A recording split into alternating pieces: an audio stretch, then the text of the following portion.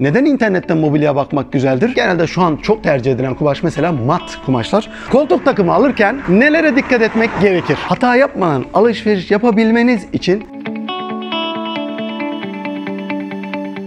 Türkiye ve dünyanın mobilya başkenti İnegöl'deyiz. İnegöl'ün de Mobilyalıcılar Caddesi, Ertuğrul Gazi Caddesi'ndeyiz. Peki bugün sizlerle neyi paylaşacağız? Koltuk takımı alırken nelere dikkat etmek gerekir? Hep beraber alışverişteki tecrübelerimizi paylaşacağız. Yıllardır mobilya alışverişi ve mobilya işinin içindeyiz. Yüzlerce çeyiz alışverişine tanık olduk. Yüzlerce gelin kaynana alışverişine tanık olduk. Gelin görünce amca, dayı, hala, teyze, enişte, bacanak, baldız, cümbür cemaat mobilya alışverişine tanık olduk. Hüzünlü, neşeli alışverişlere tanık olduk. Bazen üzücü sonlara giden alışverişlere bile tanık olduk. Mobilya alışverişi başlı başına zor bir iş. Bir insanın ömründe birkaç defa yaptığı bir alışveriş. O yüzden hata yapmadan alışveriş yapabilmeniz için size bazı ipuçları vermek istiyoruz.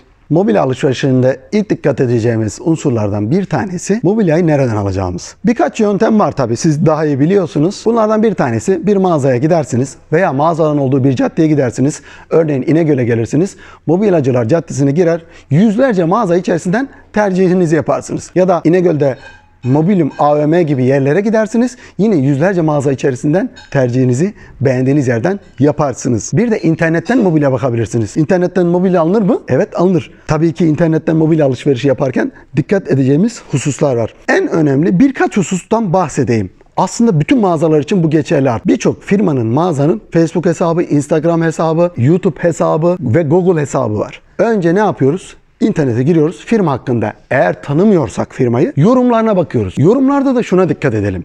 Kopyala yapıştır düz cevaplar varsa oradan şüphe edin. Google yorumlarındaki puan, Facebook cevapları, yorumları, Instagram'dan, YouTube'dan müşterilerin yaptığı samimi yorumları yakalamaya çalışın. Ne kadar çok yorum varsa ve ne kadar çok yorumu okursanız firma hakkında daha objektif bilgilere ulaşmış olursunuz. En sonunda da gönlünüze, kalbinize sorarak alıp almama kararını verebilirsiniz. Sitenin kalitesine bakarsınız. Facebook içeriklerinin, YouTube içeriklerinin kalitesine, oradaki gösterilen özene bakarsınız. Bunun dışında nelere bakarız yorumların dışında? Müşteri teslimatları vardır. İyi firmaların, kaliteli firmaların sosyal medya hesaplarında müşterilerinin evlerinde teslim ettikleri mobilyaları gösterirler. Orada satın alanın yorumu ve diğer müşterilerin yorumlarına mutlaka bakın. En doğru kararı vermiş olacaksınız.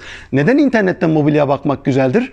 Çünkü günlerce, haftalarca inanın mobilya gezen insanlar gördüm. En güzeli tabii ki mobilyayı mağazadan bakmak, dokunmak, hissetmek, tecrübe etmek güzel. Fakat oturduğunuz yerden akşam bu pandemi döneminde hele eşinizle, kızınızla, kocanızla hep beraber bir bilgisayarın ya da telefonun başından yüzlerce modele bakma fırsatınız var. Hani onlarca firmayı inceleme fırsatınız var.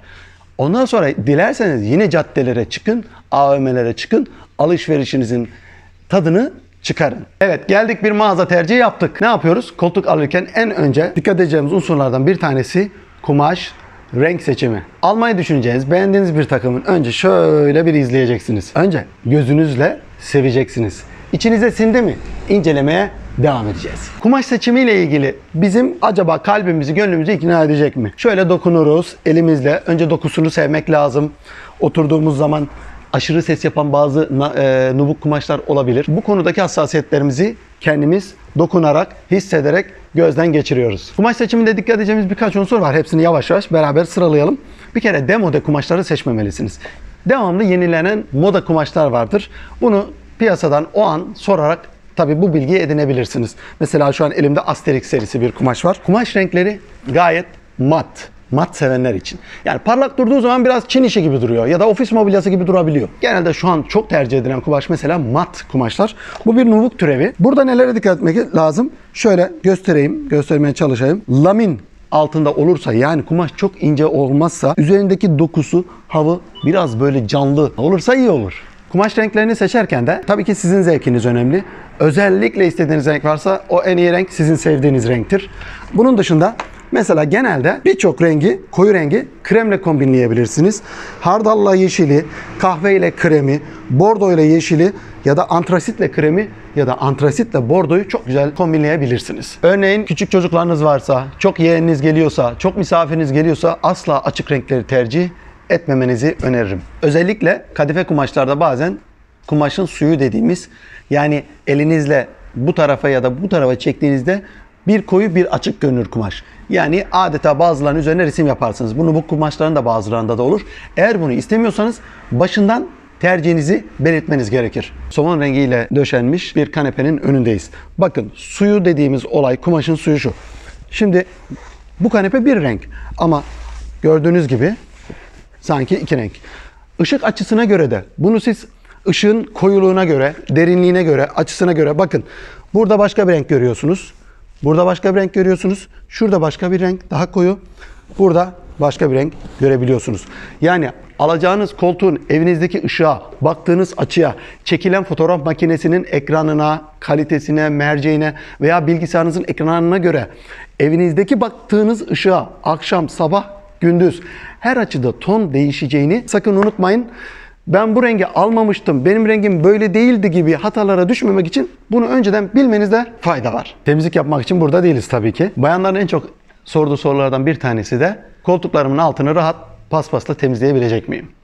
Çok haklılar. Bu size bağlı. İlla altını ben temizlemek istiyorum diyorsanız paspasınızın altına gireceği bir kanepeyi, koltuğu tercih etmelisiniz. Koltuklarımızda ve kanepelerimizde daha sonra nasıl temizleyeceğimizi düşünmemiz gerekiyor. Alırken de bunu bilmek lazım. Kesinlikle o çok yüksek vakumlu yeni süpürgelerle süpürmenizi tavsiye etmiyoruz. Benim komşum, ablam süpürüyordu, ben daha önceki koltuğumda süpürüyordum, hiçbir şey olmuyordu demeyin. Çünkü yeni kumaşlar daha farklı, gösterişli, janjanlı, yeni tarzda, belki her kumaş için değil ama bazı kumaşlar bundan çok fazla etkilenebilir. İçindeki tüyleri çekebilir. Yani süpürge kullanmazsanız kumaşınız daha uzun ömürlü olacaktır. Kumaşımızı silerken evimizde kullandığımızdır, acedir, deterjanlardır vesairedir. Bunları asla kullanmıyoruz. Çok dikkat edelim. Sadece nemli ıslak bez, Arap sabunu olabilir ya da gerçekten sadece kumaşlar için üretilmiş solüsyon ve temizleyiciler var. Hassas. Yani ağır kimyasal içermeyen, onlarla temizleyebilirsiniz. Koltuklarımızın yine metal aksamlarını, ayaklarını, farklı aksesuarlarını yine kimyasal içeren bezlerle, sularla, sıvılarla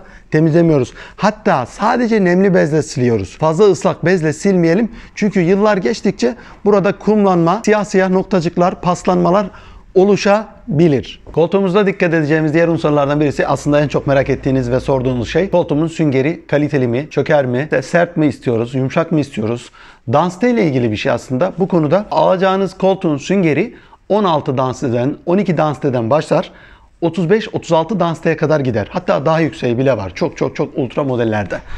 Ama asgari 28 danste, hele yataklı koltuklarda, yataklı ve sandıklı, bu gördüğünüz kanepe gibi çift kişilik yatak olanlarda, bel ağrısı olan kişilerin tercih edeceği, yataklı sandıklı takımlarda tercih edeceğimiz sünger orta sertlikte olmalı. Fazla yumuşak olmamalı. Çünkü yatmak istediğimiz sünger çok fazla çökerse rahat uyuyamayız. Az önce gösterdiğimiz kanepe çift kişilik yatak olabiliyordu. Bu size bağlı. Çok misafiriniz geliyorsa, salonda misafir ağırlamak istiyorsanız çift kişilik yatak olan takımı tercih edebilirsiniz. Ya da şimdi gördüğünüz takım gibi tek kişinin rahat yatabileceği ve tek hareketle yatak haline gelen bu tür bir takımı tercih edebilirsiniz. Tamamen size kalmış. Yumuşak ya da sert almanız tamamen sizin zevkinize bağlı. Ama kalite, danste ile alakalı, bunu alırken alacağınız süngerin danstesini mutlaka sorun. En az 28, 30, 32, 35 olabilir. Sonra da keyifle kullanın. Evet, koltuk alırken nelere dikkat etmemiz gerektiğini, tecrübelerimizi sizlerle paylaştık. Sizler koltuk alırken ya da alacak olsanız neleri merak ettiğinizi yorum kısmına mutlaka yazın. Onlara da cevap verelim. Çünkü sizin görüşleriniz çok daha önemli. Artı videomuzu beğenip abone olmayı unutmayın ve paylaşın.